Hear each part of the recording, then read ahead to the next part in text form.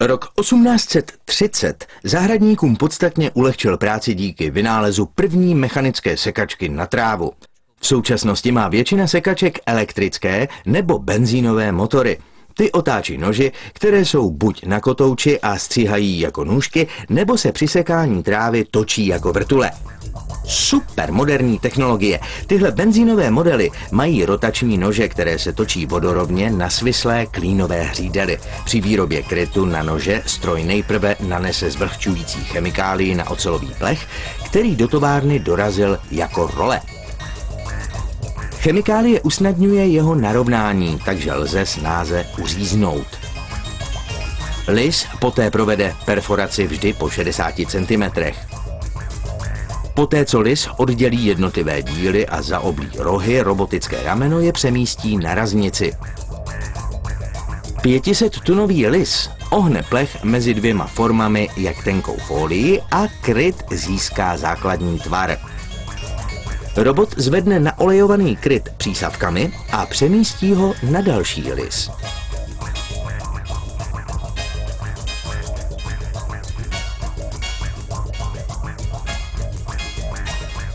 Tento stroj ořízne přebytečný plech podél okrajů krytu.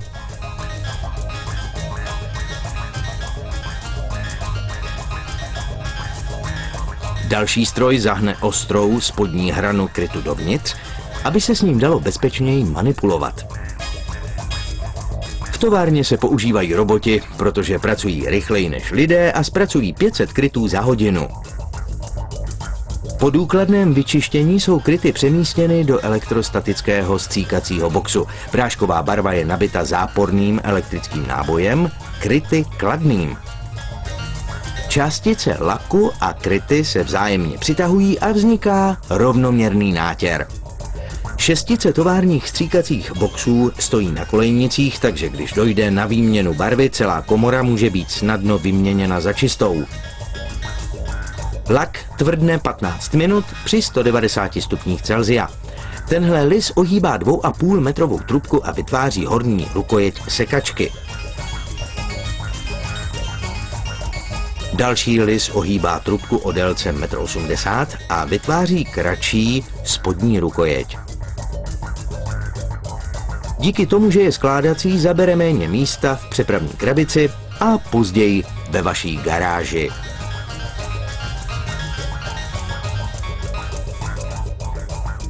Tohle je motor sekačky s výkonem 5 koňských sil.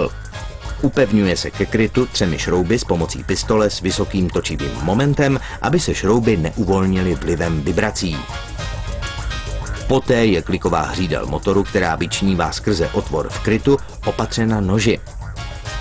Následně dělníci nainstalují zadní dvířka z plastu, skrze která vypadává posekaná tráva.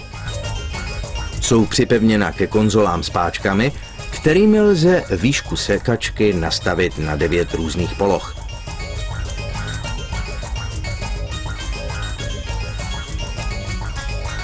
Je čas namontovat zadní kolečka z plastu.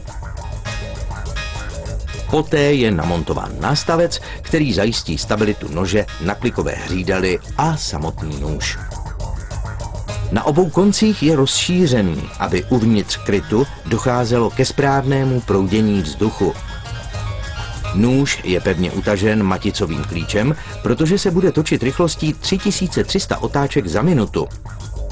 Přední kola jsou o 1/3 menší než zadní.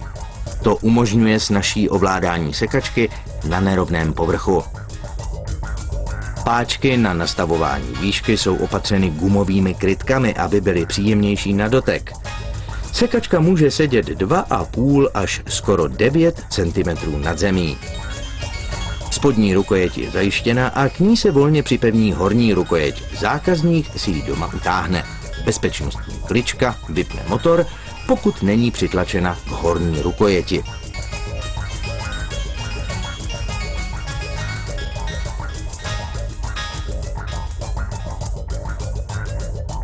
Nakonec dělníci nalepí samolepky s údaji o výkonu a šířce sekačky. Stačí naplnit palivem a je připravena zastřihnout váš trávníček.